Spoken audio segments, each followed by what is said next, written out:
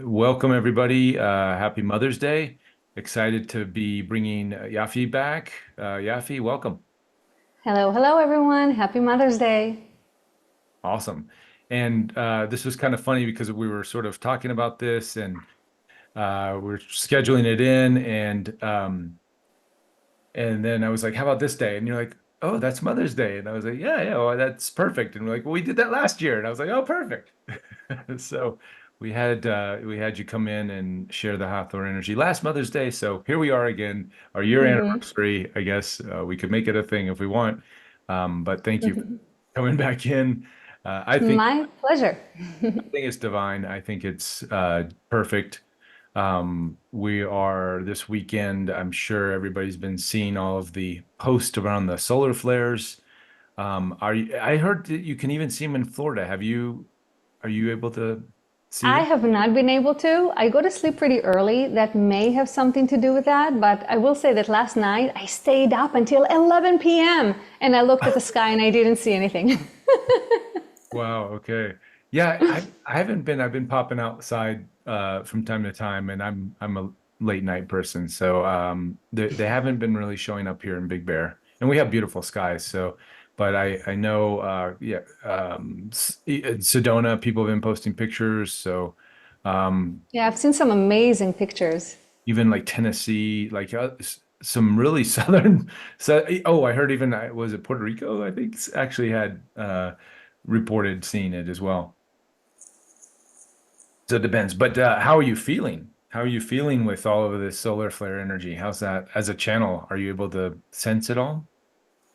I don't know. There's so much going on that it's difficult to say what I am feeling. I've been feeling a lot, I would say, since last November, if that makes sense. So we're talking about a long stretch of time now that I felt the energies have really like ramped up and have become really intense. And as with everything, there are ebbs and flows. So there are times that are really intense and times that are a little more flowing, a little more laid back. Thank God. Thank Goddess. Thank And goddess. But so it's hard to know what I'm feeling. But yes, there's definitely an escalation of the energies. And the last few days, I've been feeling it's actually been flowing more. It's intense, but in a more positive, pleasant feeling way. Yeah. Okay. So we're getting through the hard stuff kind of thing. Oh, I definitely think so. I'm actually surprised of how difficult 2024 has been so far because the message that I have been getting from my guides for a while now is 2024 is the year you've been waiting for. So I'm Hmm. like, all right. And to my surprise, the first couple of months, so I would say April has been kind of difficult, a lot of tension, a lot happening. My dad crossed over at the beginning of this year. So it's just a lot happening. Yeah, I think we can all attest to that. I was on the phone with Lisa yesterday, Lisa Royale, and she's been having quite the week as well. And we're like, and then I Yes. mentioned solar flare. They go, oh, she didn't know until like yesterday about the solar flares, and she's like, oh, that must explain it. So I think I'm sure everybody on the call here, we can talk about it later, is getting affected in some way, but there's a lot of breakthroughs happening. There's I think a lot of stagnant energy that we all kind of felt. We're like, why is this happening? Why is that happening? And it seems there's breakthroughs as far as the collective is concerned with the movement. So maybe that's what they meant is not it necessarily being easy, but stagnant energy getting moved. Well, you should ask about, I have not been asked about this solar activity during channeling, but I have been asked about the eclipse. We've actually done several sessions about the eclipse, and I just finished writing about it, so it's all fresh in my mind. Oh, I'm okay. finishing up my second book, but Oh, back to the eclipse.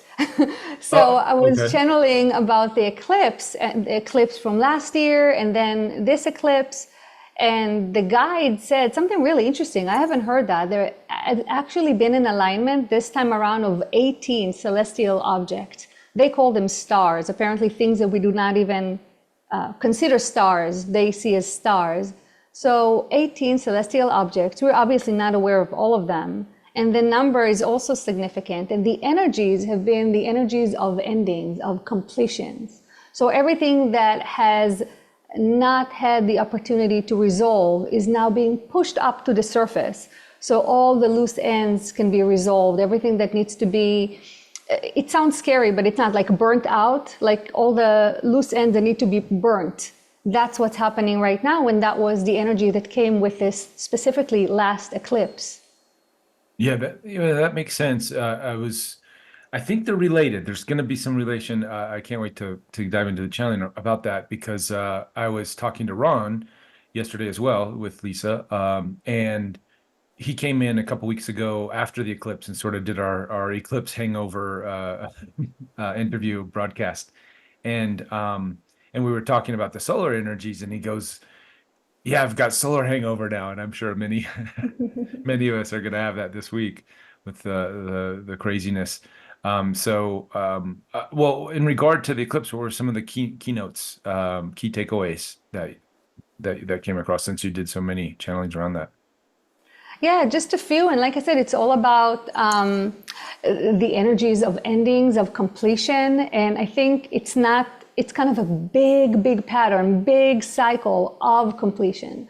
So there's smaller cycles, smaller patterns, like the one that we're each seeing in our personal lives, different issues that can now be addressed in a deeper level are coming up to the surface.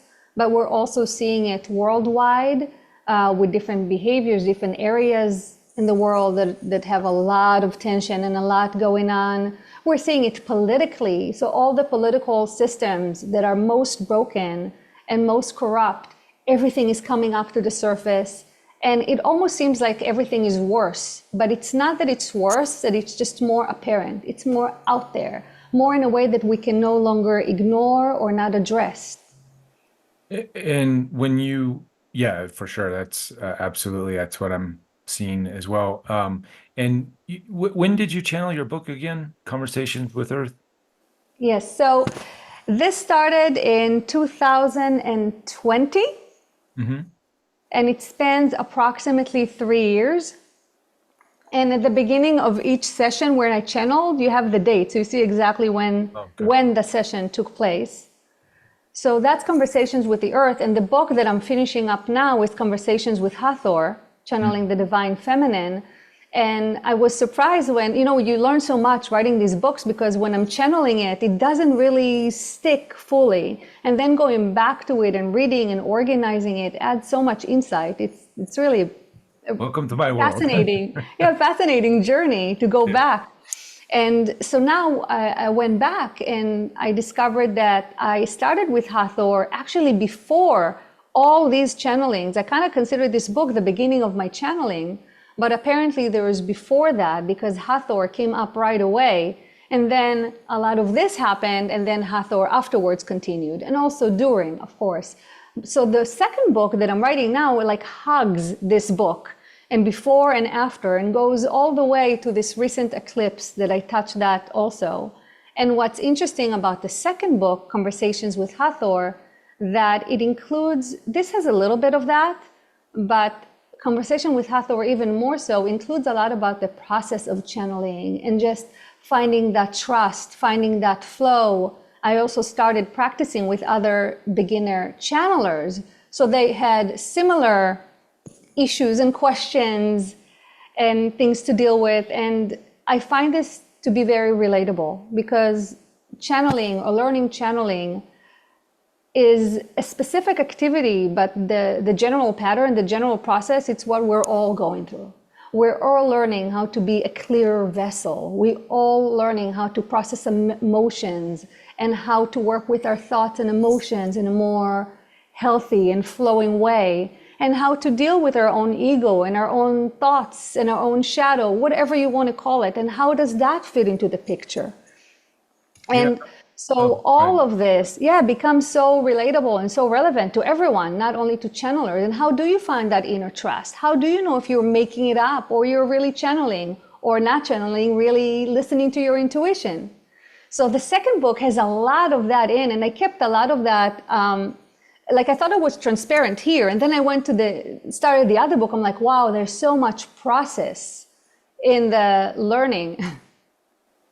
Well, I was listening to the audio version of the Conversations with the Earth yesterday, and you're bringing in the different elementals, and aspects of just stuff that you wouldn't really think. I mean, typically, when you're first getting into channeling, now fairies, unicorns, wind, fire, rocks, it's all It all there's makes sense, yeah. it all makes sense. But I think if you're first getting into this world and you're just you're sort of focused on the ET thing like I was in the beginning, then that's your go-to. You're going to get your answers and stuff. But I was just thinking especially you as a channeler and awakening to these conversations with all these different elements, it must feel like you have a super weapon in a sense. I mean, I don't want to say the word weapon, but Well, a supercomputer, something, some sort of secret thing that yes you and can. no. Okay. Yes, because anyone that's really connected to their intuition or their psychic side, which I've been on that journey for 13 years now, really dedicated to that journey. So yes, there's a little bit of like kind of a magical power there. The Yeah. more you realize the world is magical, the more you have magical abilities. So a little bit, yes. However, not really, because it's such a process. It's such a journey. It's a process of discovery, and it's a process to work with your own humanity. We see the ego or the doubt or the insecurities as a problem, as something in our way, but not completely. It also keeps us human, keeps us grounded, keeps us asking, keeps us Right. humble. Yeah. Yeah. Yeah. And I guess, as you lean into in these sort of so-called superpowers or secret weapons or whatever, you realize like, and I'm glad you sort of said it that way, is you realize to obtain these superpowers, you have to have what's the famous Spider-Man quote, right? Great power. With great power comes great responsibility, right? That was what Uncle, whatever his name is, the uncle. Um, a couple of years ago, I would have known that on the back of my head, but I've been away from that world for a little bit. So, but I feel like because we're gaining these superpowers, even my own intuition over the years has developed, and I'm like, oh, I have senses now that I didn't have before, and but the only way to develop them is to have a perspective of reality in a sense where you can see and understand the interconnectedness and feel and share in a hopefully integral manner about these interconnected ways. So it's in a sense to have the superpowers. It's kind of like it's the opposite, I guess. If you take the Spider-Man thing and if you flip it, you can't have superpowers unless you have responsibility, if that makes sense. Unless you start to integrate and really see the world as the interconnectedness as it is, and take responsibility for and for your actions and everything. And then the universe sort of gifts you these superpowers. Am I correct in saying that? I hope you are correct, but I don't know, because there are people that play with darker forces, and even within Wiccan, right? There are people that insist, yo, you need the darkness to the light, so I'm going to explore the darkness, which is Yeah. something I never really related to. I kind of don't understand that.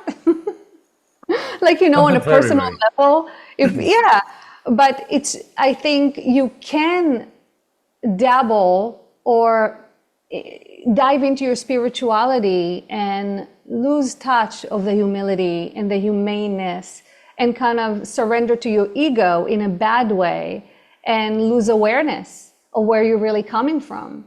So people that start acting badly, they're still convinced that they are right and they're doing the right thing, whatever in their mind is the right thing, but they lose that awareness, that groundedness connected to the here and now. Yeah. Yeah. Yeah. We were sort of having the AI conversation yesterday with Lisa, and that was part of one of the reasons we were calling her. And Edwin, I don't know if he's on the line today, but we were sort of going down the rabbit hole of AI and how that tool tool or superpower, we're kind of in that's sort of our it's in our face now. So there's different paths you can take with it, right? There is, Mhm. I think the concern Lisa had, and very valid. Vegan Das, I think he's on the call as well today. Very valid concerns of the direction of AI, and especially when we start introducing these types of teachings into that system. Is it going to corrupt it? Is it going to benefit it? And there were concerns around. I don't know if you've got to play with the AI, the Ed AI that's now available to members. Edwin's helping put that all together. So it is a slippery slope, and Vegan Das brought up his concerns, and totally understand that. Lisa had her concerns. Rob has everybody's got their concerns, and I'm on a fully aware of that. But it is that sort of same kind of thing. It is a slippery slope. Which direction do you go? Do you go, do you force it? Which we know forcing is not good, but that's I think some of the where some of the bigger leaders and decision makers of the world are like, no, we need this to fix, this is going to fix humanity. And it's like, no, humanity has to fix itself. There's Yeah. nothing from the outside that's going to come in and fix it. Yeah, and I think we're going to choose all directions as humans do. So whenever there is a big advancement, something you think about the internet, right? Yeah. We actually grew up without the internet. We have the privilege of experiencing both worlds. And the internet or the TV was going to ruin people's life. All people are going to do now are going to sit in front of the screen and stare at the screen. And Which then they it do. was the internet. Yes, but Right. it has not ruined our life. It has added an element to Sure. life. I built my career on it. Yeah, an element that can be beautiful and informative and connective, and then one element that can be destructive. And you can say that about the radio, about TV, about the internet, and now about AI. And I'm sure there are many other steps along the way. And it's a big advancement and a big change. But if there's something that we should know, that we cannot resist the change. The changes are going to happen. Exactly. Whether we like it or not, things are going to happen. And a lot of things you cannot take back what they happen. So what we have to do is make sure, one, that we are accountable in the way that we're using whatever we're using, the internet, AI, TV, coffee, that we are responsible, that we find our own balance and wellness, whatever that means. And I think actually I was going to name other steps, but I think all the other steps are going to unfold naturally. I really think the most important thing is the bottom up. Start with the self, start with yourself, then your near environment, then unfold from there. And we know that your near environment is not only your near physical environment, but also near conscious environment. So anyone that's connected to you consciously, which is everyone you know, and so much more that we can even imagine. Yeah, that was also sort of the consensus that we came up with yesterday with Lisa, Ron, and Rob, where it's better to go ahead and embrace this technology and these changes in this direction, and then just sort of be ahead of the curve in the sense of and Edwin's amazing because he can sort of tell the AI how to think in a sense by programs and parameters. So we're like, yeah, we just have to be quite aware of those things. So I think you're absolutely right. Evolution, you can't stop evolution. It's going to happen, but you can gently guide it. And I think that's what our ETs are doing for us, here in our reality. For example, if we are the AI, and there's many directions we can go, but we're getting these channel messages, we're getting guidance from our higher selves and other beings to say, maybe you should go this way, guys. You got free will. The AI is going to go where it goes, but if we can gently guide it with keywords or different kinds of things like that, then then perhaps we can stay on a path of not self-destruction, where we can. They're guiding us very, very gently because it is our journey, right?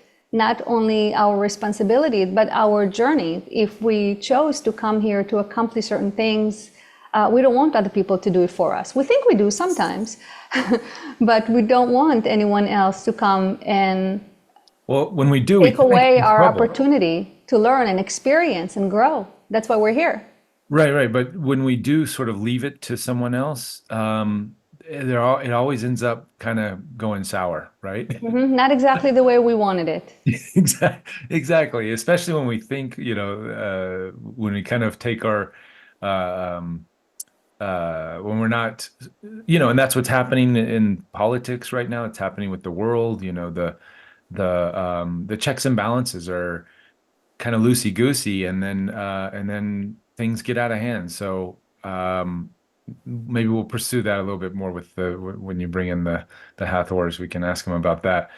But right back to your book and your journey, and what you're seeing. So in the conversations with Earth, did they sort of, and the stuff that's in the new book that's coming out, did they sort of, what's their take on this change? Are they still, has there been any big shifts during that process, or is it pretty consistent with, okay, you guys are doing your thing and you're working through these energies, or any curveballs that popped out in the last in the last few months? Well, I feel like there are curveballs all the time. Yep. Even as I mentioned at the beginning, I really expected 2024 to be a much smoother year Mm, because for me, like it's the promised year. mm, But it's been bumpy and a lot of personal stuff too. So, and another thing that I noticed with the channeling that it's constantly bigger picture, personal journey, bigger picture, personal journey. So sometimes it's, especially when things are going relatively well and you feel good, it's easier to connect with the bigger picture messages and feelings and emotions. We're all one, and yes, I'm radiating love. And then things come up on a really personal level, and it's much harder. You can't really stay at that general bigger picture. All of a sudden, you're in your body, in your emotions, dealing with things that are coming up.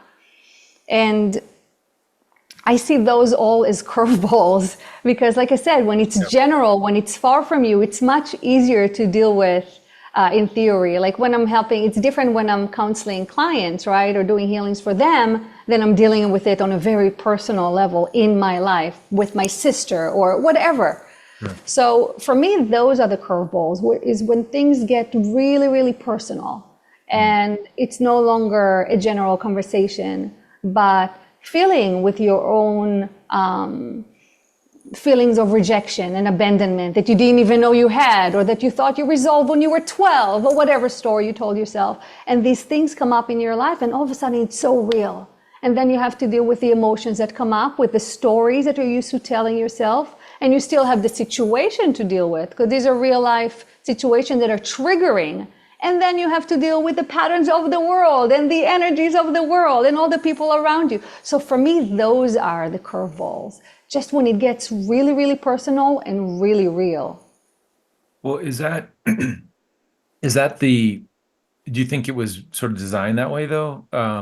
The mechanics, the big messages we've gotten over the years through the channeling messages, always, be the change. You have to be you're not going to change anything on the outside because you can't change other people and all that stuff. Um, but the sort of, and this is in Lisa's work a lot too, the macro and the micro, it's sort of, one affects the polarity, the paradox, and one affects the other. And it's that harmonization, that alchemy that she talks about a lot, of bringing those two in harmony, even though they may be completely opposite. Um, do you Mm-hmm. think that this is just all by the design? So we're constantly having, like, there is no way to negate or I Yeah, guess I there's no do. way to not have a Yes. peaceful, you're gonna have a bumpy road no matter what. We're all gonna have bumpy roads. Yeah. Yeah, I don't think it's designed as in punishment, like I'm going to abuse you. No, no. But I do think it's the design of the world. So just how things are coming up to the surface in our society, they're coming up in our surface, in our psyche, in our emotions. So we have to deal with things that are harder and more real and deeper than maybe previous generations did, or maybe than we had to 20 years ago or 30 years ago, because it is intensifying Yeah. and it going towards the same integration and resolution. movement, that our whole society is. So just like we're learning to love each other, so much easier said than done, now we're learning to really love all the different parts of ourselves. And what does that really mean? And Yeah, again, easier said than done, sure. and harder. It's easier to love something theoretical. So I can love someone across the other side of the world, especially if I don't know them. Much easier. Now take a part of yourself that's hurting, that's causing you pain, that you don't really know what to do with. It's much, much harder than to love this part. And what does it mean to love this part? So I think it is by design. So we cannot avoid anything anymore. Yeah. Yeah, exactly. Yeah, that's well said.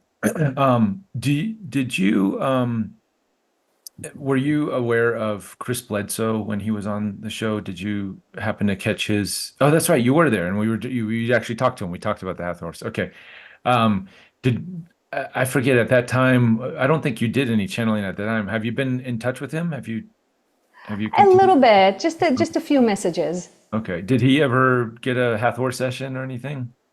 No, he did not. I actually meant to write him that I'm on today so he can come, but I Oh, forgot. okay. Yeah, yeah. Well, maybe he'll see this playback because I wanted to maybe when we get into the challenge, I kind of wanted to dive into the Hathors and his story and see those interconnection points and whatnot.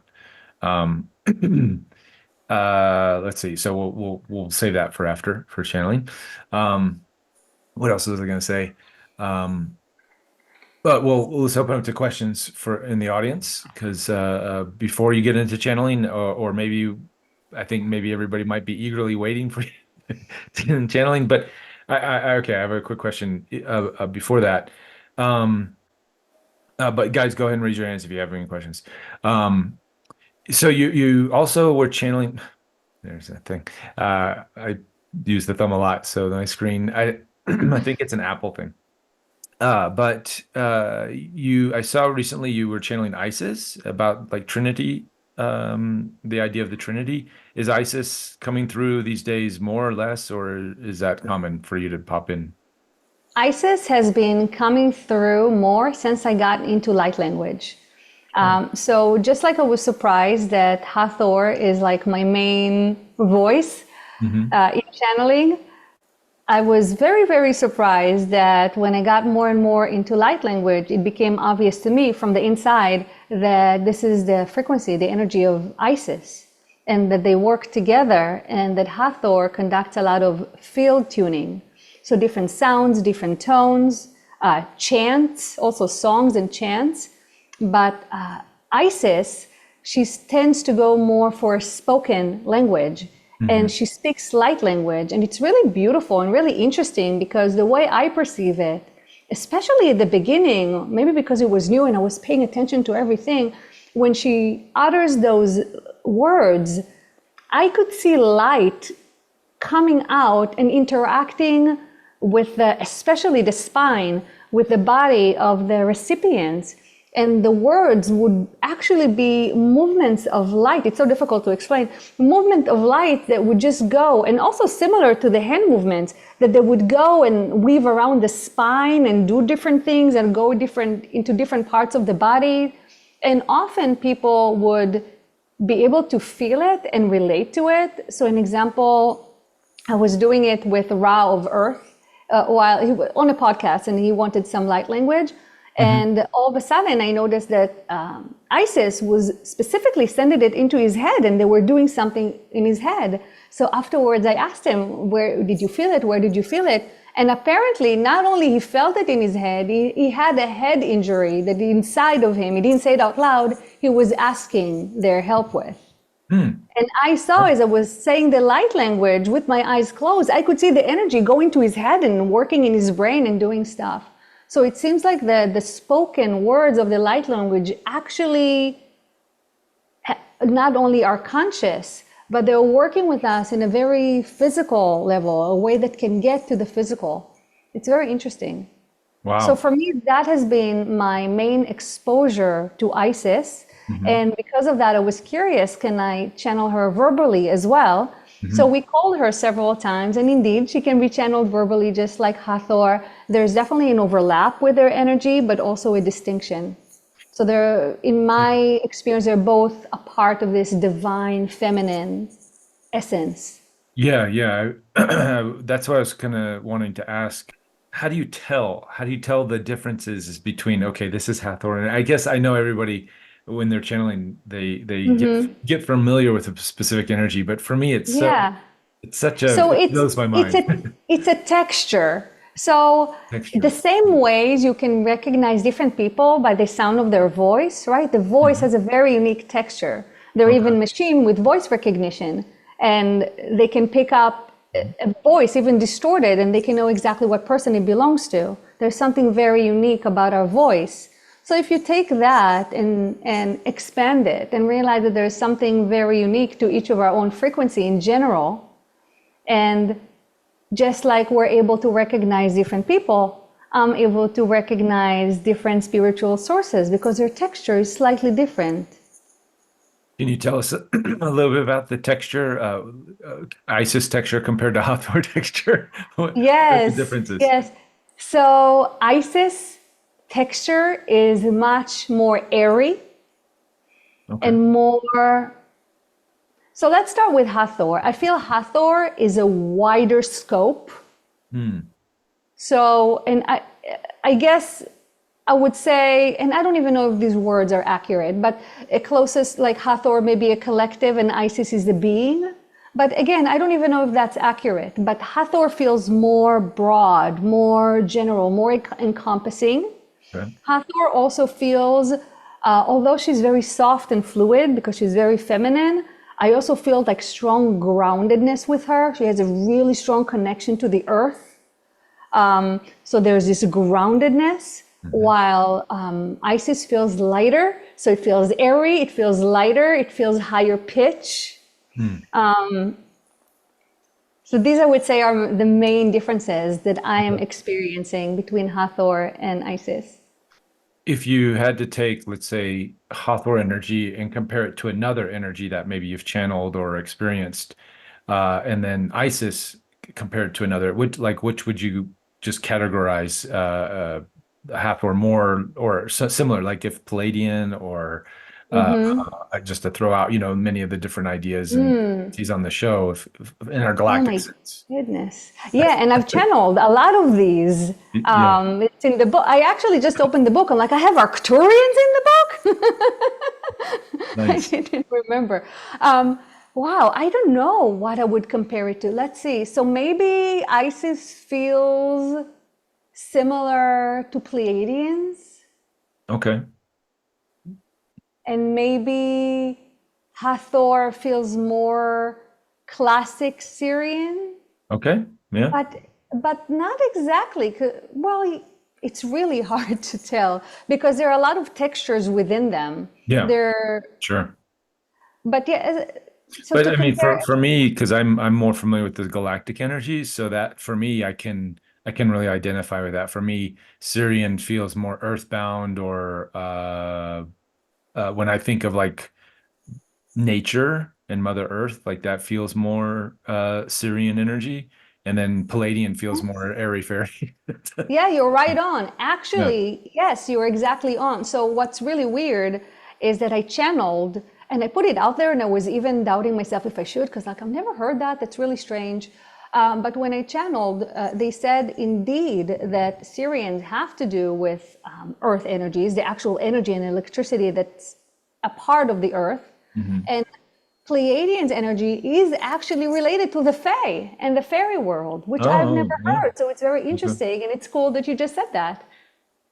That's again from my because I'm coming more from that perspective. So I'm always trying to connect the dots. I know there's overlaps and similarities. They're individually unique and different, but just to help identify for me, because when I looked at when I the Egyptian sort of lineages, that or the ideas that we get Isis, Hathor, Ra, these different energies are still kind of new for me. I haven't really been down that rabbit hole too much, but lately I have been going there. So I'm just trying to, use my reference points, the galactics and stuff to decide, oh, okay, this is that, this is this, and So a so lot of Syrian and Pleiadian energy with ancient Egypt, hmm, and the Hathor. I know that's you, and some people say the Hathors. For me, it's still a she because she's so feminine. So Hathor has been very active in ancient Egypt. It's not just a tale. From what I understand from what they said, they really have walked the earth in physical form back then, intermingling with the people, not necessarily with everyone, but with the people they needed to intermingle and interact. Oh, okay, so it wasn't like the whole society and civilization didn't know who they were? I don't think so. I think the society as a whole knew about them, but didn't have ongoing access to them.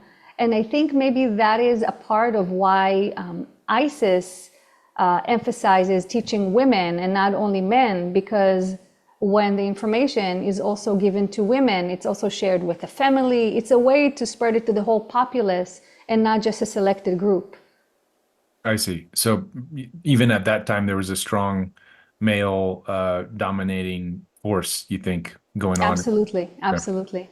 yeah, interesting. So one of the main things that Hathor was talking about from the very beginning is the rise of the feminine on Earth today and the importance, the significance of the rise of the feminine.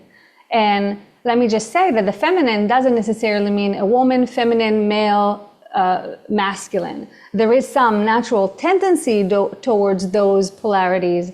However, femininity is something much more general and broad, and men that are comfortable with their femininity are having easier time with these changes and with the rise of the feminine, as they themselves, like you, Reuben, and my husband, and many, many others, see the need for a more feminine texture, if we call it that, frequency in the world, and a little bit less of the male gaze, the masculine, forceful, dominance type of interactions, and even authority figures. Yep, been there, done that. Doesn't really work so well. No, Yeah, so now we're in a time, so that is a lot of people now are going to relate to this more and connect to the feminine and everything that comes with the feminine. So, for example, I didn't know, I didn't think about it, but the voice and movement dance is apparently feminine aspects. I had no idea. So, singing and dancing, which is obviously not all for women, but that's a feminine aspect. So men that could start connecting to their voice and to movement, that's, for example, one way of inhabiting that divine feminine, that feminine essence. Just being around women, being comfortable with women, it's another way of being in that feminine flow. So you don't have to be a woman to be connected to the divine feminine and to feel and embrace this change that is happening. of course, yeah. Yeah, But that's on the other hand, the more macho you are and the more not embracing the feminine you are, the more you're going to have a hard time with all the changes that are happening. I can imagine. Yeah, I'm trying to imagine my old self now. Yeah, that would be difficult because my old self, was very much, action star. I got muscles and Rambo and Van Damme and that kind of thing, right? So it was very much, push through and suffer through. That's a good virtue. Yes, And now we're like, no, it's okay. It can be a little easier on ourselves. We don't have to go so hard every day. Um, but yeah, it for sure. You can see it. You can see the breakdown of society because of its lack of embracing the feminine aspects. Our societal structures are built. Politics and compartmentalization and and all of that nonsense is it's just not working anymore. It's time to shift gears, which we're doing. So. exactly. Well, speaking of shifting gears, shall we shift gears and get into some channeling, and then we can bring you back after, and we'll talk. Yeah, absolutely. So I see your guys like some light language and field tuning. They're into that. Yes, yes, yes. Do you usually do that in the beginning or in? I forget. I usually do that in the beginning. Okay. However, for me, I go in and out relatively easily and quickly. So, for example, I can start with the language, light language, and then come back and we can talk about it. Or I can go straight into the verbal channeling. So we have total freedom in what we want to do. Usually the choice is to do light language and then to flow into the verbal channeling. Yeah, I But was going like to say I that mentioned, we have total freedom. I'm feeling that too. So why don't we get zapped here with our light codes that can do our healings and stuff. I'm gonna try to look for those in my mind's eye, look for those lights as you were describing them. Oh, And wonderful. I wonder really if you can see them because you are quite sensitive, everybody here. So that's wonderful. So yeah, see what you, not only if you can feel, but what can you feel? So we can share, you can share it with us. all right, I cool. do have bowls here that you can see, so I'm just lifting so you get an idea. So I have 3 bowls. I don't play them a lot, but a little bit with the light language, I find it to be pretty nice. Oh, do we want to check our audio settings before we do that if you're gonna play the bowls? Because sometimes the We can, but I don't do much. okay. Yeah, it seems to be coming through. Sometimes the Yeah. Zoom likes to block out certain sounds. Zoom likes my channeling. Awesome. Sweet. All right. So, like I said, I'm just going to close my eyes. Would you like me to say my invocation out loud just so you're like a part of that? Oh, that'd be lovely. Yeah. Okay, let me do that. Okay. Okay, let's do the balls too.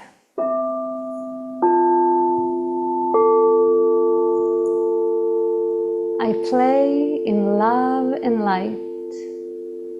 I open to light flow now. Nirahastiarohomaya Indarayohomaya Ukranahia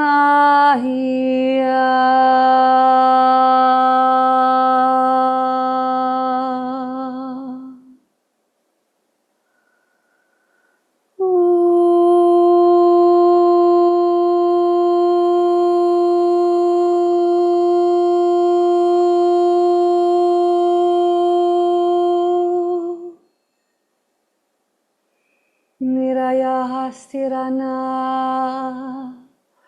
Ukrayarana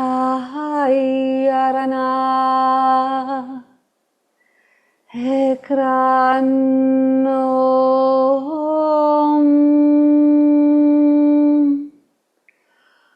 Om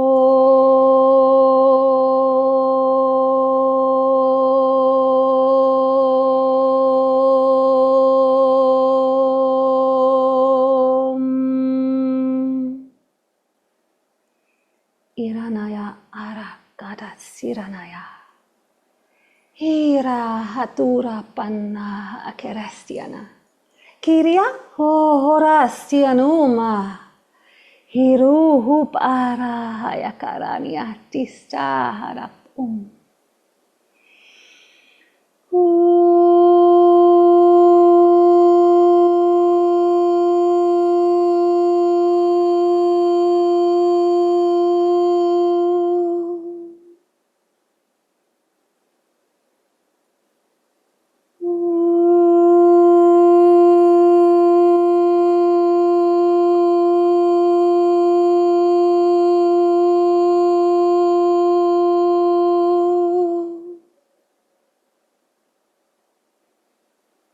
Riania aka aras duduputa. Hir o akarastiana ham uhurastana aha. Hey arastuna akra aya. Humuruhustuna akarya am. Now that you are all grounded, we were able to stretch your energy from the bottom also to the top, all the way to 4th density, anchored in 4th density. Once this was accomplished, Isis came in and was able to make sure your heart portal is open so the fourth density can anchor across your energy centers, also layers, also octaves. Let us do now a small activation for each of your energy centers. We are going to start from the top. See if you can follow along with us. Hiranaya Hastiranaya.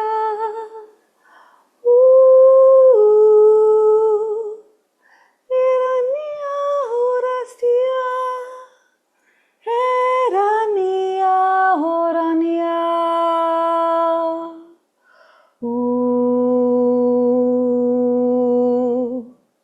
Urania Hera Om.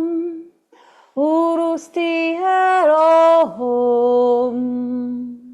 Onaya Horona Hora. Orona Honaya Hora. Irenio Homaha.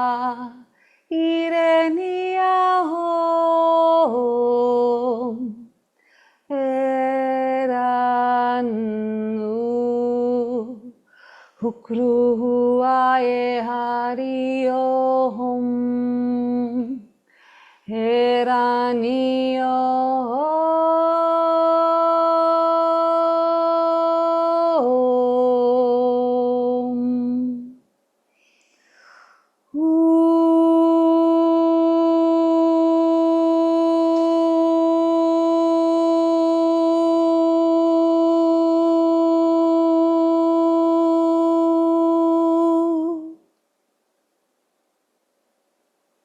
Uroneak ut era stuma, era aha oma yanana.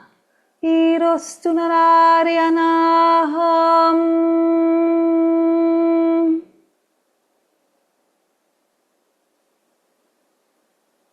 We seal this activation and blessing.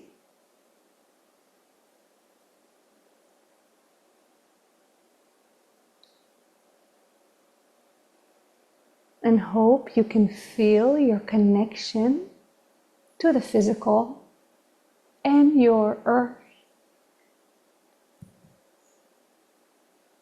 The magnetism that keeps you a part of this earth on so many levels. And just as you are requested to love and appreciate your earth, the earth loves and appreciates you. So you must open yourself to that love and to that appreciation. With this, we welcome you to this heart-centered place and invite you to take on the wheel and lead this conversation. Awesome. Thank you and welcome. Blessings.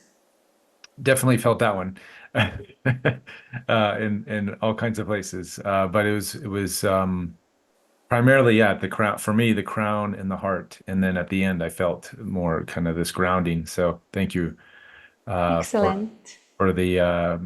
the journey and the activation. With you mentioned the earth and the electromagnetism, and I wanted to ask because we are sort of receiving all of these solar energies. I wanted to ask about those and the current state of Earth. It's my understanding that the electromagnetic field is weakening on the Earth, and how is that all correlated, if you can? Yes. So you have heard the word grounding a lot, and we will say that it has been emphasized in recent years, but even more so very recently, because of the need for your bodies and your energies to be grounded in order to be able to handle all the solar energy that is coming your way. So the more you are actually grounded, the more you're able to open up to solar and cosmic information, interaction, and frequencies. I see, I see. So in a sense, if we're not grounded, then those energies aren't, we're not going to receive the benefits of those energies. You are going to receive the benefits, Okay. but with the benefits, you're going to receive other or come up with other symptoms that are not as pleasant Mm, because you are not going to be as compatible and adequately able to handle those energies. I see. Yeah, So you will receive, you can't help by powering up. You can't help by upgrading. We will say the more resistance, the slower and more arduous the process is. So not everybody is receiving those frequencies equally. However, some are able to receive much more of the frequencies with fewer negative side effects, if you will, because their bodies and their whole system, not only the body, but the physical body is a part of it, is up to par and can handle those energies. right, right. It's often, yeah, and I used this analogy the other day. It's like lightning bolts or dirty electricity in houses that Wi-Fi and these types of things. When you're grounded, those things sort of pass through you without the negative effects. Um, but if you're not, if you get struck by lightning and you don't have rubber soles, or if you're not if you're not into the earth, then you get zapped, that you get overloaded with the electrical. Exactly, exactly. Running it through the earth brings it to your natural state of a physical earthling at this point. So it allows your body to function on this level with less interference. And in the chats, we're sort of asking, what are some tips for grounding? I know we can go outside, but is there anything else that you might be able to suggest for us? Yes, so there is the element of going outside, and there is a very strong impact of being outside and actually connecting to the earth, whether you are walking barefoot or touching a tree or whatever is in your environment, connecting to a rock. So there is a benefit of actually being in touch with the earth. However, when we are talking about grounding, we're really talking about full identification and inhabiting your physical body. So then drinking and eating can be grounding. Moving around, dancing, or working out can be grounding. The idea of grounding is for you to be fully in your body. There are a lot of misunderstandings of what grounding means. And being in touch with the earth in that way is the easiest way to bring you in the body as you are connecting to the frequency of the earth, which is the same frequency as your physical body when it is well. So it is like plugging an electrical device to the electricity. You can also charge it in the sun, but plugging it into the wall is the fastest way. The same thing, when you plug your body to the earth, it's the fastest way to ground it. However, any activity that brings you into your physicalness fully, it is a grounding activity. Awesome. All right. Well, we'll ground as much as we can and always. Yes. And what is there a correlation or what are the differences between this sort of solar blast that we're receiving now and then the eclipse energy that we had just last month?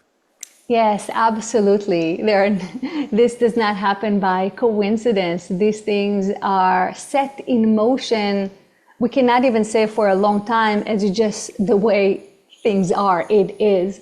But yes, there is a connection. So during those eclipses, essentially what happens is a bombardment of solar and cosmic energy that is then filtered by the moon, which allows extra powerful codes to be sent and rays to be sent because the moon acts as a filter and the rays can then, you may say, reach the earth and humans indirectly, working with them in a slightly more subtle way. Now, once this happens, the screen can then be removed. The moon continues on her journey.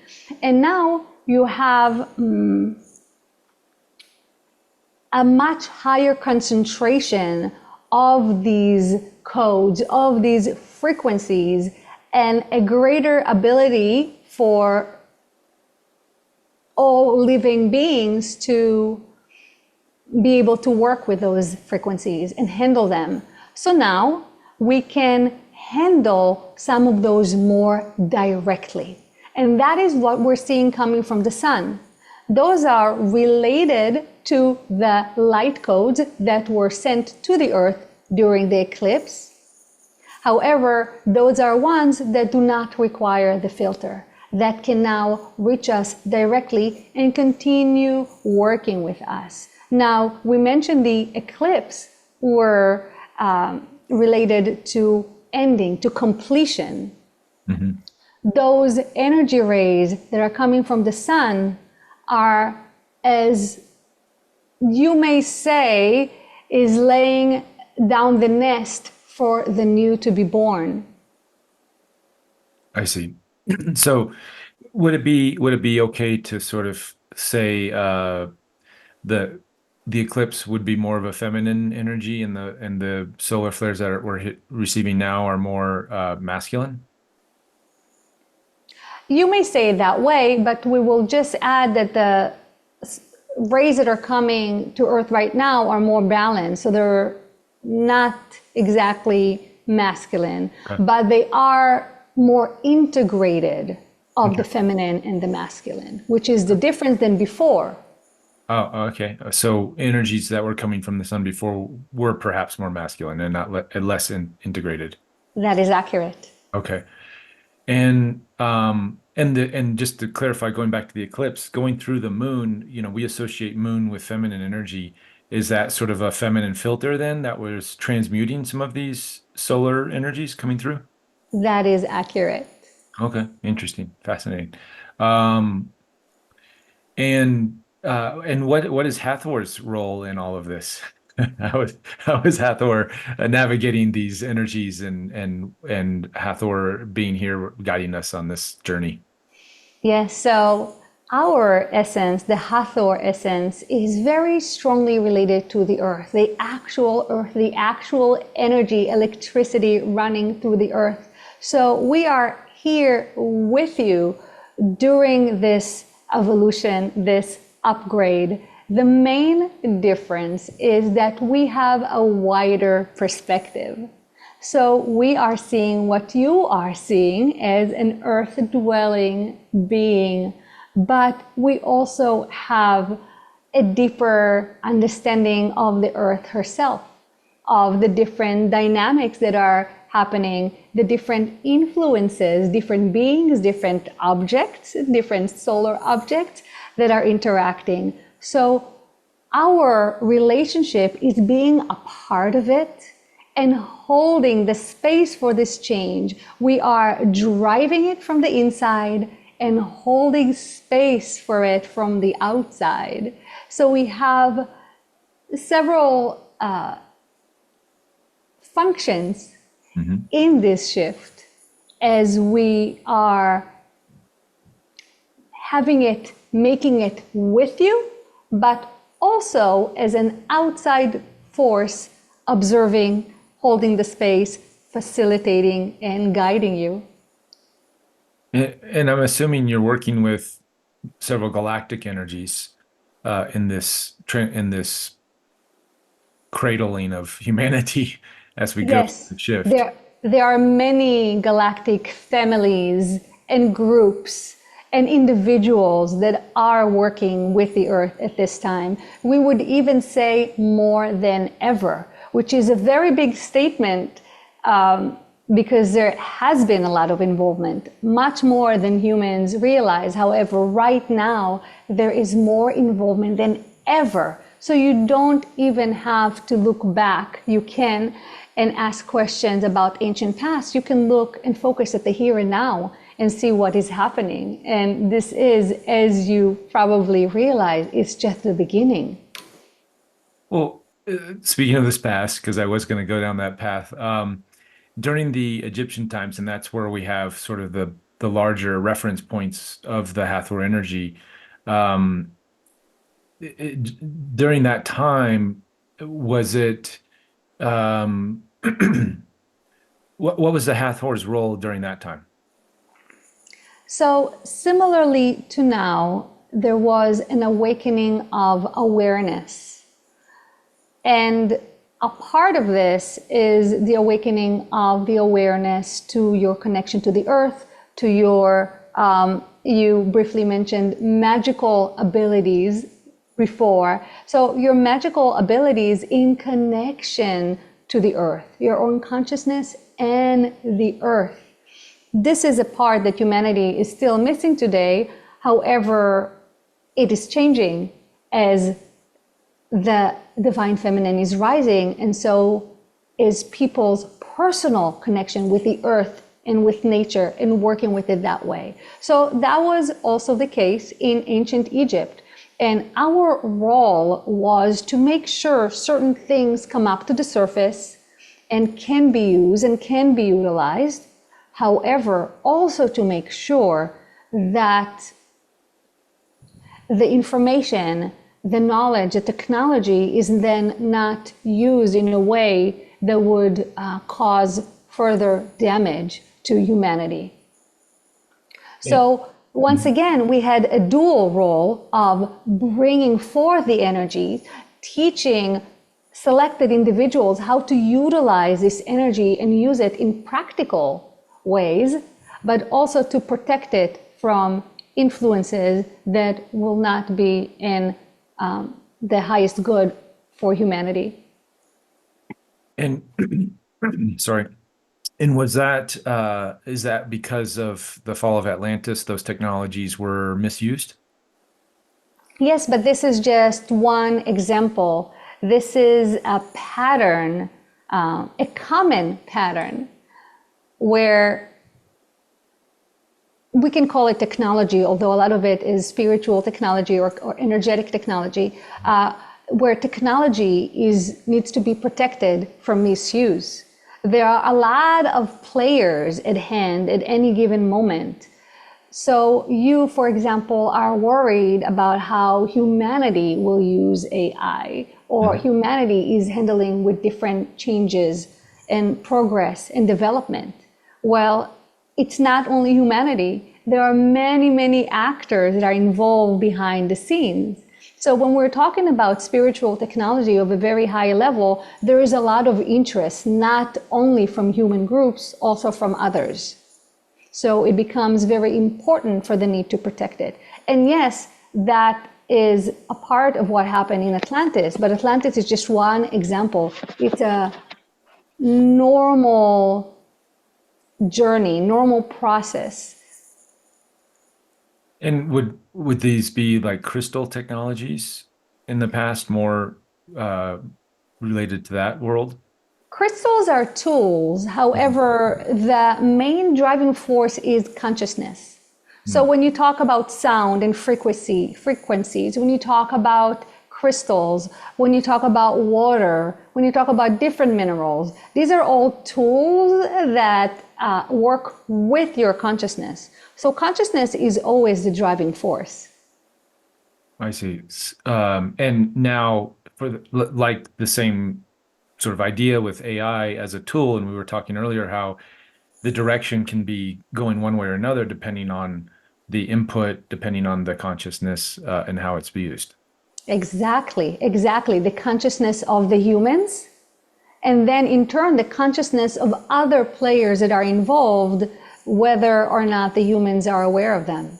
Right, right. And there's a lot of, well, in a sense, humans ourselves, we're sort of this technology that because we're pulling in, or we can be antennas for different spiritual or non-physical energies. Absolutely. And not only that, we will say that humans are an extremely powerful technology. Hmm. It's technology in its infancy that is discovering its own power Mm. at the very, very beginning of it. So humans are very powerful and are slowly awakening to their own potential. What would make a human, would a human be more powerful than, let's say, has that potential power compared to, say, the Hathor or other galactic energies? Yeah, so we do not separate them. We do not Mhm. say humans versus Hathor because in our understanding, there actually isn't a separation as there could be an overlap. Mm. However, humans are, as you know, multidimensional. Mhm. And the fact that they have reached so low in the density and are building their consciousness gives them a wide array, a wide range of ability to play with. So you can take your frequency all the way down to the earth, but you can also bring it up all the way to source. That gives you a very wide range of energy to work with. Does this make sense?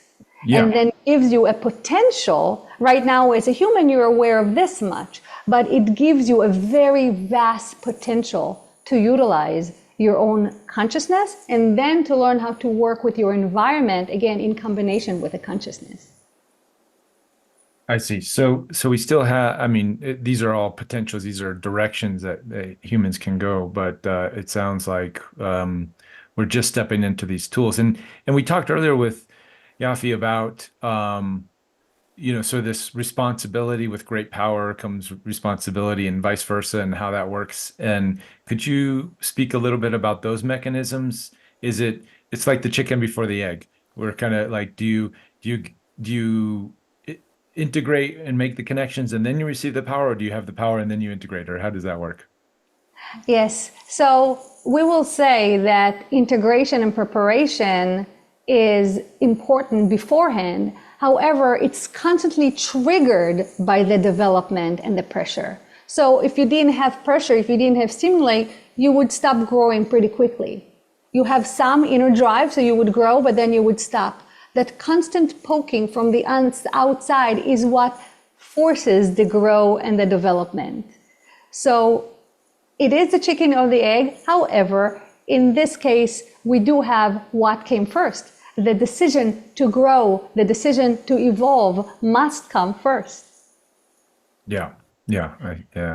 We have to build the And foundation. exactly. And then the challenges that the progress brings then makes you evolve and integrate even more. And at that point, some will fall off and therefore will have a different type of interaction with those technologies, with those dynamics, as they have not sufficiently integrated to respond to the poke with further growth.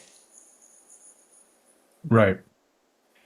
And we I wanted to, so we'll shift gears a little bit and go ahead and raise your hands, guys, if you have questions. I see there's some questions in the chat, but if you can, if you want to ask them in person. We will say that divine femininity and divine masculinity are balanced within their nature. So the issues come up with polarized femininity or polarized masculinity. So now on your earth, as you have noticed, the divine feminine is rising. That means not just feminine energy, but the balance aspect of femininity is rising. And as a result of the general lifting of the frequency, masculinity is not going to be left behind, but it's going to start moving, and it has begun moving from its polarized form to its divine form. So masculinity is not going to disappear from your world, but further balance will appear. Now we'll just mention here that the pendulum does swing. So you will still see movements toward feminine, and then movements toward feminine and masculine, and the back and forth. However, the larger movement is towards further balance, and because of the current masculine leaning of your society, the divine feminine is what is the driving force to bring it back to balance. We hope we have answered your question. You are not alone there, as this is a part of the pattern happening in your world today. So we will say that your higher self has agreed to take on some of these matriarchal issues and help process them. You are doing it on a very low level, so it should not interfere with your day-to-day functioning. We're actually seeing that your higher self is being very careful in how much of it allows into the system. So although you may have some minor symptoms in your left body, they're mostly not debilitating, and your higher self is keeping them this way. So we will say there is no extra thing that you need to do in order to clear female karmic issues, as they are coming up and will continue to come up. Then what is your role then? Your role is to stay centered as much as you can, to stay patient and loving towards yourself and your body and all the energies that are coming up as much as you can, and continue that journey with the awareness not to be self-penalizing, as different things are going to continue to come up. And your role is then to hold the allowance for them to come up, for them to be processed. And allowance also means not holding on to them. So not pushing them away, not resisting, but also not clinging to them or pulling them towards you.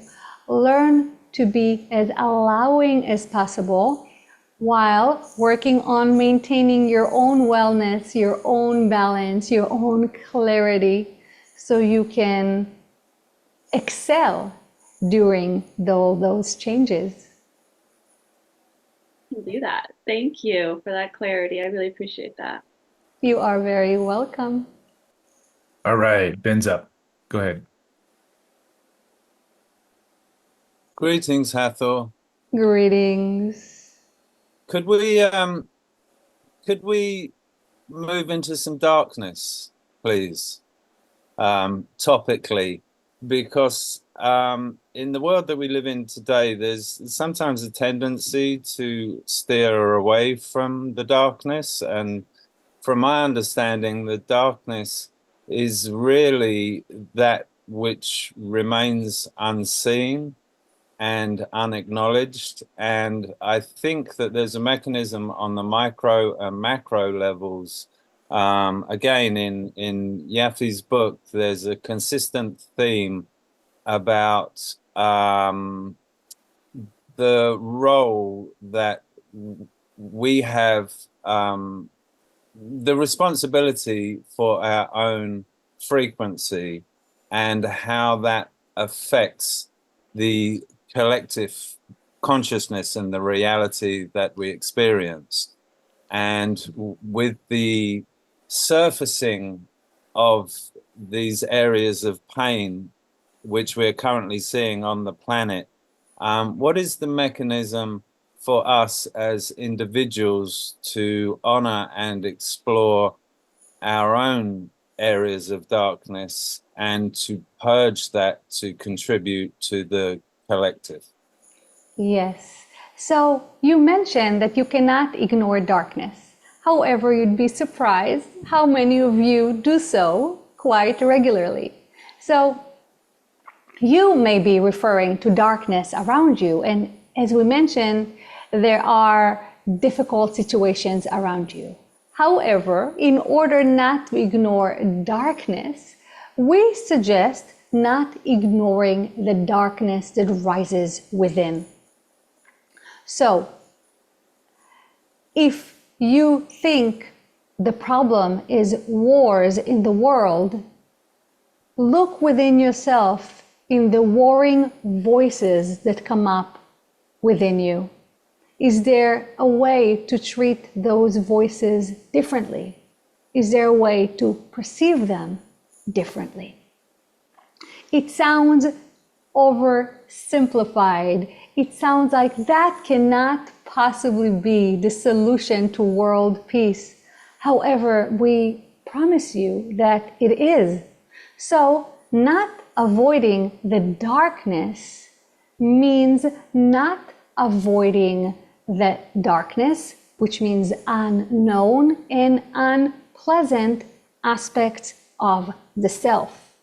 And that is the ultimate accountability, in the ultimate way to make sure that you are of the light, that you are sharing your light, that you are generating and co-creating the light and the love that you so dearly want to create and share with the world.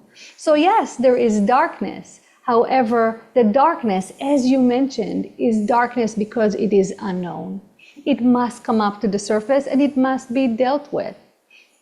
So again, you will notice within yourself thoughts of separation, thoughts of judgment, thoughts of insecurities. Those are natural. If you believe that you do not possess any such forces and thoughts, that means your level of awareness has not increased enough for you to know them. However, the more you are aware, the more you are aware of the darkness within, which is just the polarity of this dense reality and your opportunity to start tending to it in a way that neutralizes this polarity and brings to further integration and further flow of light. That is the only way to handle the darkness you perceive in order to shed light on it. Thank you. And could I just say that I presume that when we're exploring our own darkness, it's very important for us not to fall into self-judgment during that inner introspection, correct? Absolutely, absolutely. Self-judgment pushes the awareness down.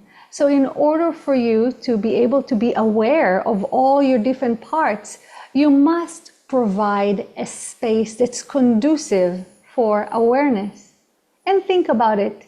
If you are a scared voice or an angry voice or a frustrated voice, you want, as the voice, to feel safe to express yourself. So you now, as a whole person, must create and hold, maintain this conducive space for different voices to come up from within. So you can then have an elevated, heartfelt conversation with those voices, not a judgmental, penalizing conversation, because then these voices will not want to come up to the surface. Why would they want to come up to the surface? To be penalized, to be judged, to be mocked. They want to feel safe. And it is your job as the whole person to provide this safety.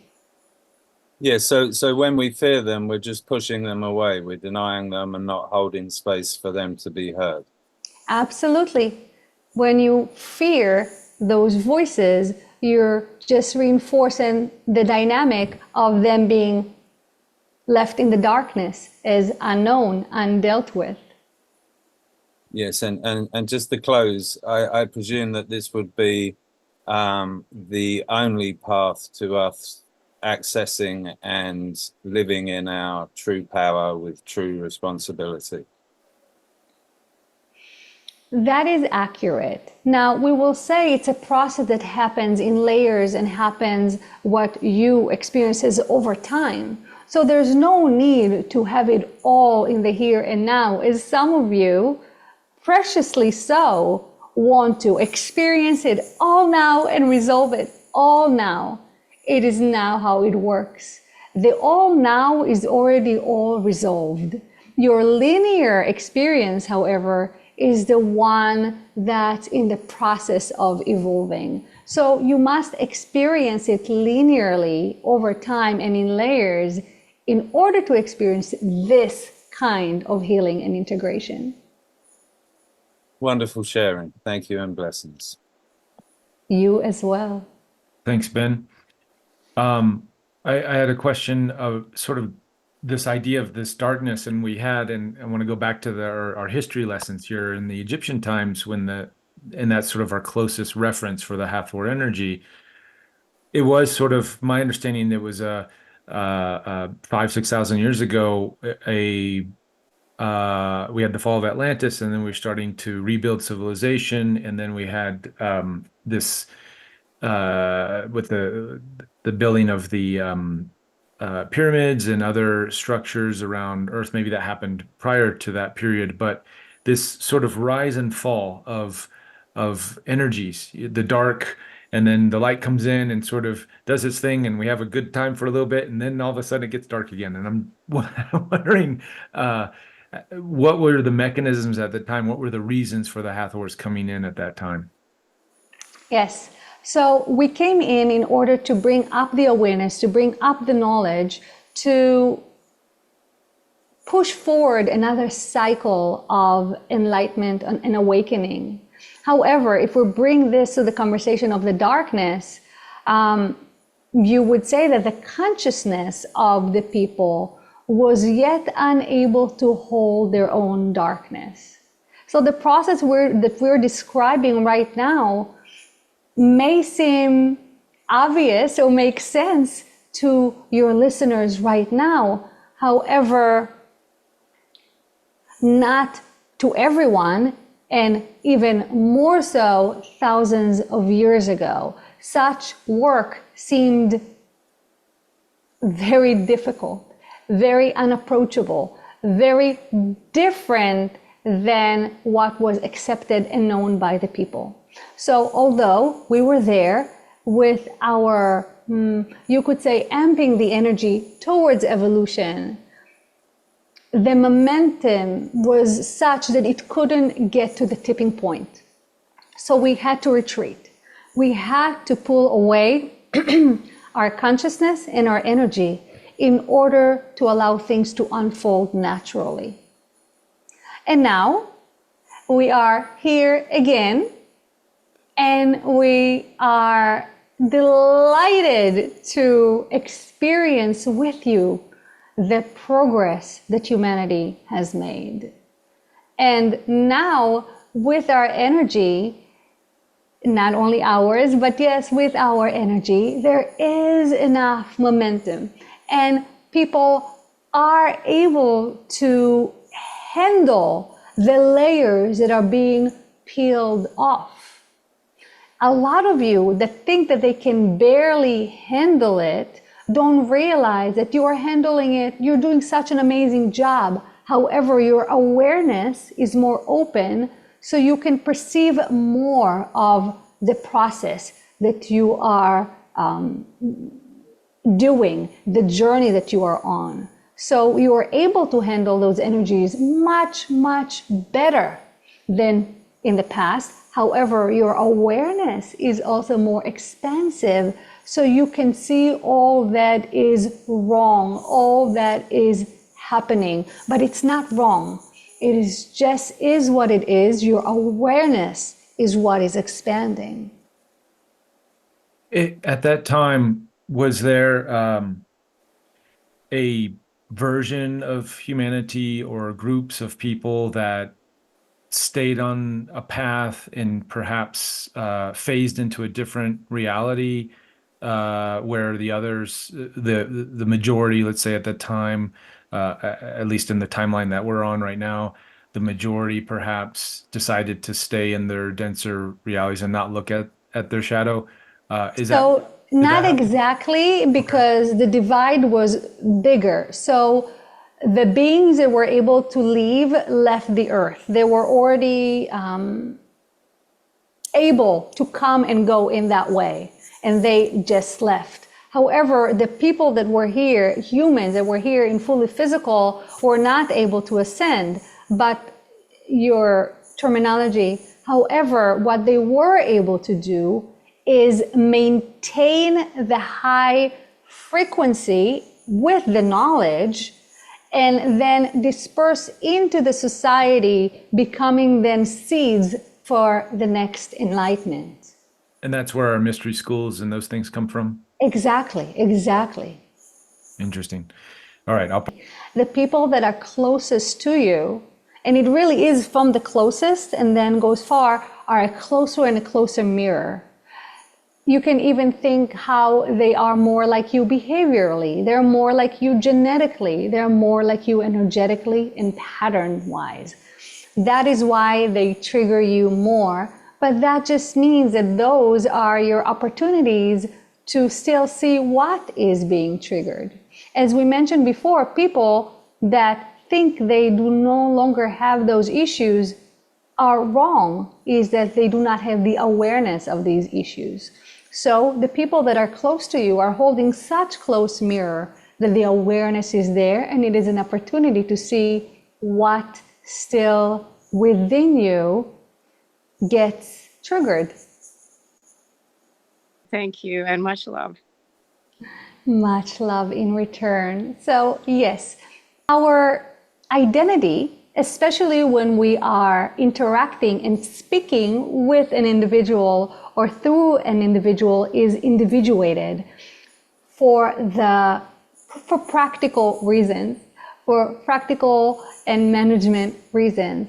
We are individuated. And so when you can say that we walk the earth, it was indeed one identity, one person, one woman, one goddess, however you want to call it, who actually walked the earth. And yes, her name was Hathor. Now, remember that names are tricky. So you can say that our collective is Hathor because it carries that frequency, that texture, like the name, the word Hathor has a frequency. However, when the individuated person comes through, it is still Hathor. We're not sure it fully makes sense, but it's a matter of individuation versus going to the bigger collective. Another way of, and we will also mention that yes, our collective is permeable. So it can interact with many sources at the same time. You said everyone all at once. It is not exactly so, but the axis is much, much wider than a conscious individual is. Now, we say conscious individual because you as well, when you are speaking right now, is your individual personality. However, let's say when you connect to your intuition, or we can speak to other elements of yourself that are beyond that personality. However, because of the human condition, because of the veil that happens when you are incarnated on earth, your personality doesn't have access or awareness to all that is. All that is, we're not talking all that is to all that, let's say, the next few levels of your beingness is. So we do have that awareness, so we hold a larger awareness as non-physical entities. So hopefully this answers that part of that question. Now you ask our relationship to Yafi, and we will say that we have mentioned it to her in the past, that in essence, she is Hathor. Now, it is inaccurate to say that Hathor was a past incarnation of Yafi on earth. This is not an accurate way of understanding it. However, you may say that currently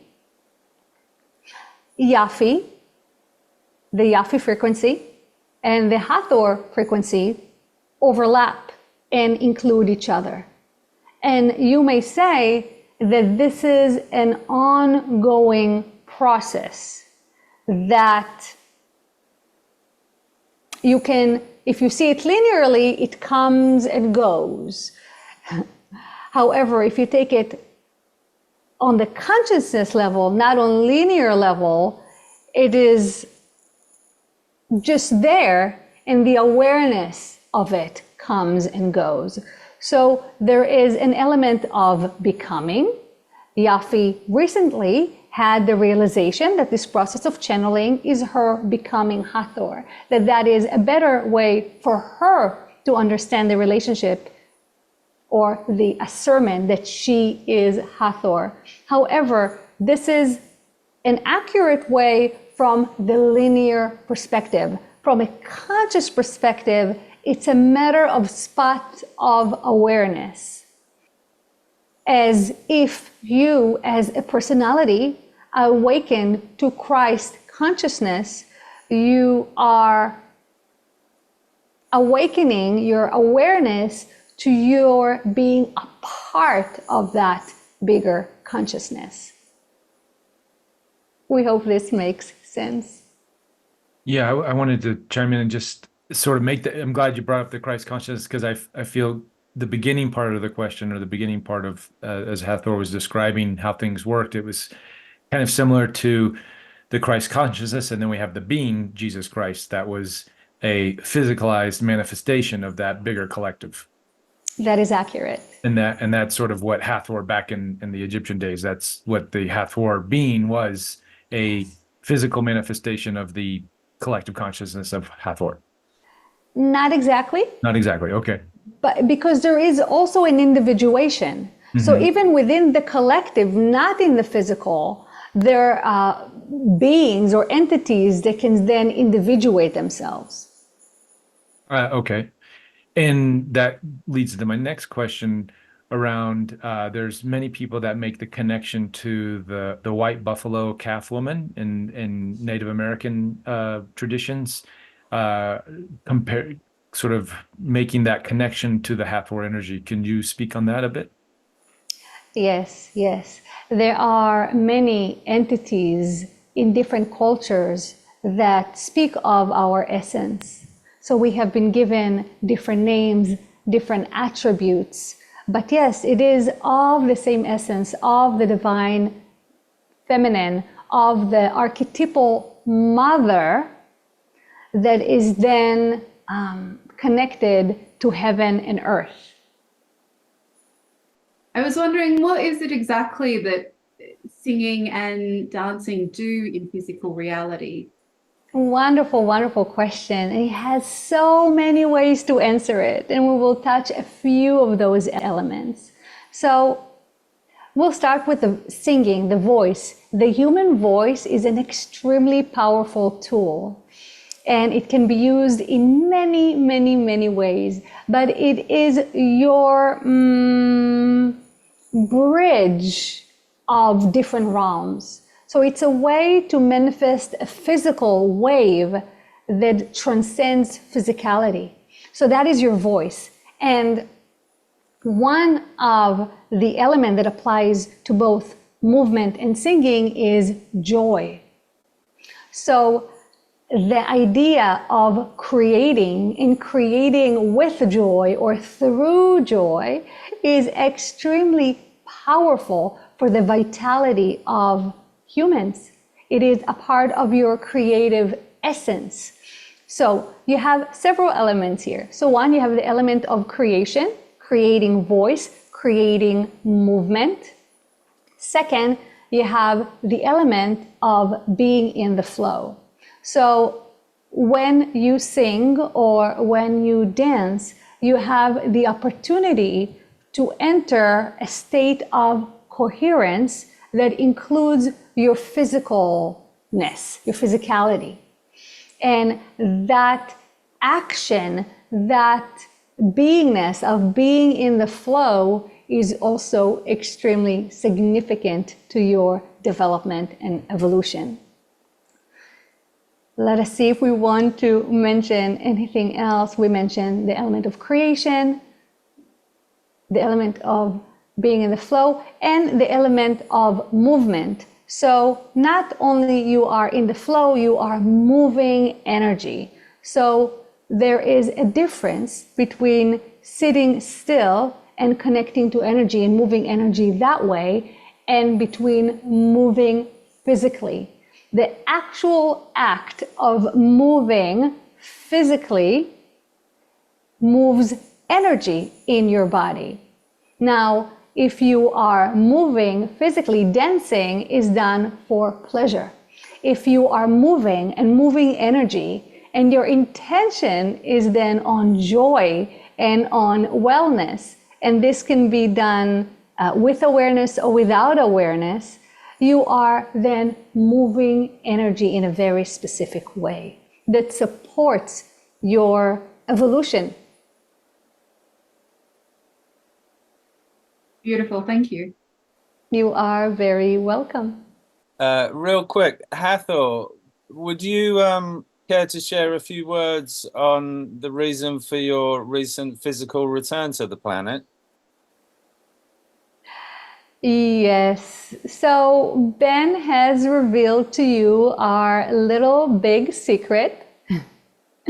We have been working with many people on the consciousness level. However, in recent months, we have arrived in the physical on your planet once again. We are in a secure location, so it does not interfere with human handling and development. However, actual preparations are being made to facilitate what you call physical contact. So we have been talking about it, and we said that humanity is preparing for that step. Well, this step is here. So yes, we have arrived, and we are on the physical, on your planet, at this very moment. We are actually at this very, very moment, you would say we're hovering above the earth. However, we do have a physical presence on the earth, and we do call what you would call land on the earth. And that is a newer development. And this is just the progression of things. So everything what we have been talking about, everything that we have been promising is here. And some of you will get to experience it sooner than others. However, it is an unfoldment that has begun. Okay, big can of worms just opened up there. Thanks, Ben. Just to get a little clarification, because I know a lot of people's like my head is spinning too. So are we talking about physical incarnations in a human body or actually ET type craft coming and those types of physical beings interacting with? Physical. However, physical in a lighter density. Mhm. So even the craft is not exactly what you would expect comparing to human crafts, for example. But yes, we're not talking incarnations of people that were born into this earth and grew up as humans. We're talking much closer to ETs or multidimensional beings in the physical, yes, indeed, in the physical on your planet now. And we have arrived with our vehicle. You may call it a light vehicle, Mhm. but there is a vehicle. It's not just us appearing like this. Okay. And so that means I would assume contact has been made in that sense in a like we would consider an extraterrestrial race or beings like the Greys meeting with government officials. Has the Hathor physical Hathor energy met with government officials or specific people on the planet? No, we are staying, well, people, we will say that we said hello from afar, Hmm. but not in-person conversation as you are imagining. It is headed in that direction. It is not there yet. And definitely not with government officials. We are staying completely behind the scenes. And that is why our location is secure, actually, not because of individual people that may decide to do something, but because of groups in your society that are on the official level. So our location is completely secure. We are not interacting and we will not interact with any government official in the near future. Our dealings, we are aware of other beings and other entities that are on this planet, and this communication is not new. We have been communicating with them before.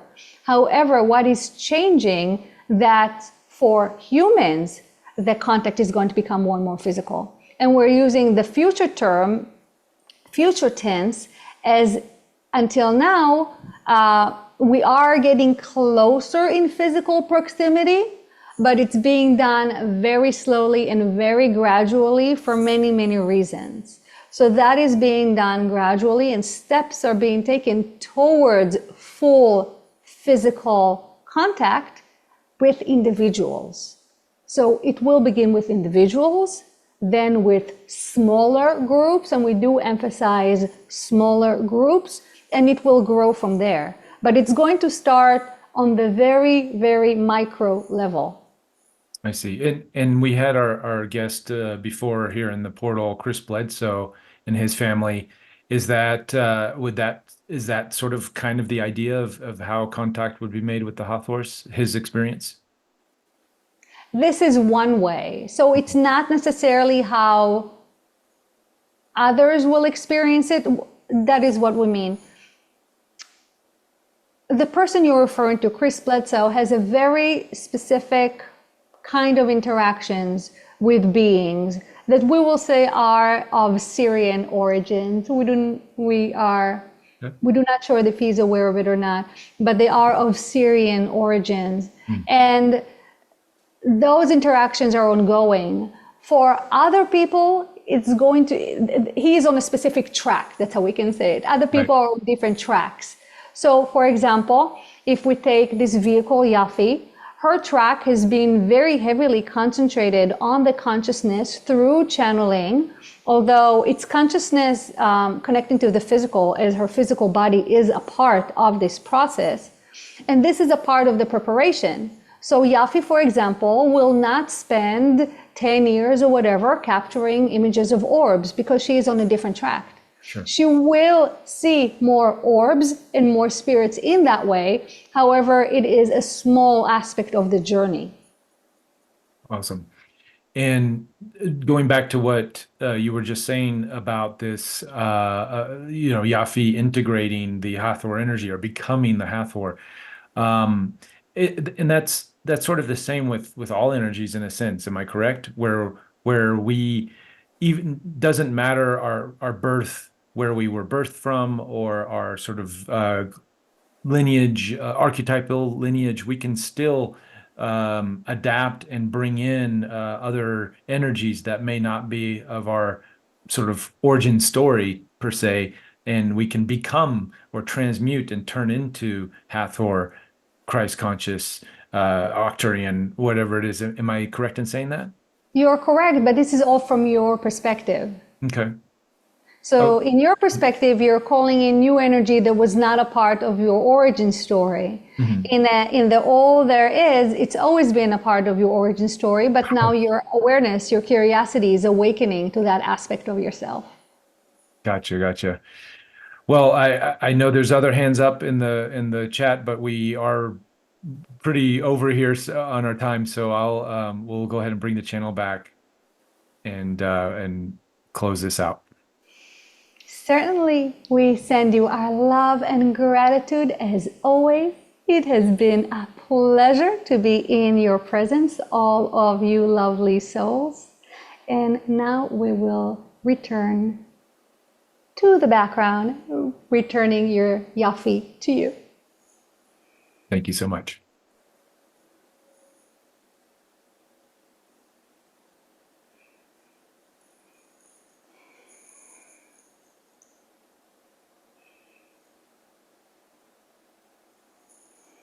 All right, exciting stuff.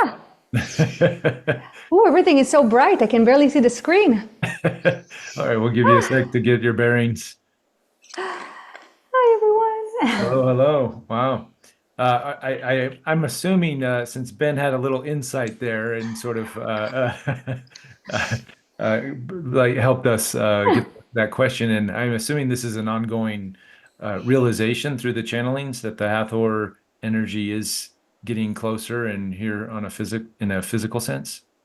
They mentioned it for the first time when I channeled in New Life Expo. Oh, okay. And that was recently. That was February, right? in March. No, that was Conscious Life Expo. Conscious Life Expo. It's Yeah. a different expo, which I think was after Conscious Life Expo. Yeah, I think it was in March. Okay. And they came out and mentioned something. And they said it in a kind of an indirect way, but someone in the audience actually caught it and asked a follow-up, and they announced that they're here. And they didn't say that to me. So my mind inside, I'm like, Right. what?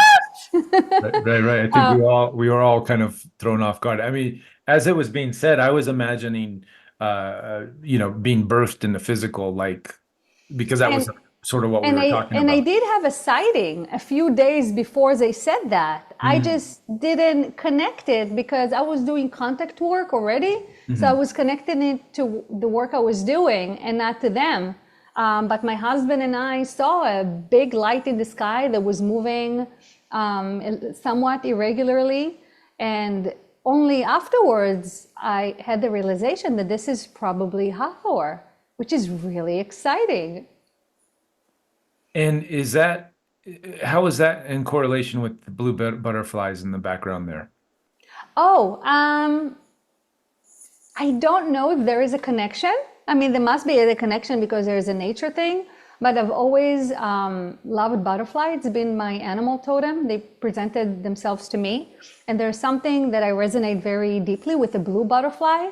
One of the times at the Monroe Institute when we were asked to have some kind of a symbol of ourself, of our beingness, that's the first thing that came up in my mind. It was obvious to me that I am this big blue butterfly. So I've always had this connection. Although lately, well, I'm still having a lot of butterfly experiences, but I'm wondering if my power animal is changing, or maybe a hawk is being added Oh, to the butterfly. So there are a lot of hawks around. fascinating. And I think we've asked this before last time, but the Hathor energy has a connection to Venus. Is that correct? As far as I know, Sirius. Oh, The star Sirius. Sirius. Okay. All right. Yes. When was I getting Venus? Was Venus in there at all, or was that something else? I'm not sure. Okay, I don't know. Okay, so Hathor is connected to Sirius, and that's the Chris Bledsoe. You think Sirius / Hathor connection there? So yeah, so with Chris, when you asked, I actually didn't feel Hathor's presence there. but more that these energies are connected to her lineage. Okay. Cool. Well, that'll be maybe we'll pass this message on to Chris and see see what he says. Maybe he'll start making those serious connections a little bit. I know when I asked him, he said they're angelic. So he perceives that energy as angelic. Yeah. But when I was channeling, that perspective was Syrian. Fascinating, fascinating. Well, what's coming up for you? Are you doing any more conferences in Yes, I'm going to be in events? Sedona in September. Oh, So the okay. Transcendence Retreat. That's right. Lisa is going to be there too. Are you coming? That one I'm not, I don't think I'm gonna be able to make it because I'm probably gonna be in the middle of my move. I'm moving back to Japan. So at that I heard that's a big move. it is. It is. And I told Suzanne that she invited me and I said I don't probably this time I'm gonna have to skip, but then in future ones we'll see how they go. But Jamie Yes. Price is gonna be there as well, right? That's right. Yes, and I'm going to be there and I'm going to do a channeling and a workshop, and also we're going on a vortex in Sedona, and I'm Yeah. going to channel the entities that are there in our environment that want to make contact. I'm actually hoping for some contact experiences by the group. Yeah. Fun. Yeah, Yeah. and I also plan on getting there before and hiking a little bit. I love Flagstaff. So right now my plan is going back. I just came back from the Monroe Institute. Oh. So my plan is September to go to the Monroe Institute to do MC Squared. That's the program where you bend spoons and sprout seeds in your hands and all this fun stuff. And Wow. from the Monroe Institute, I'm going to fly directly to Arizona to do like a week of traveling. And again, friends, you're invited. And then the retreat.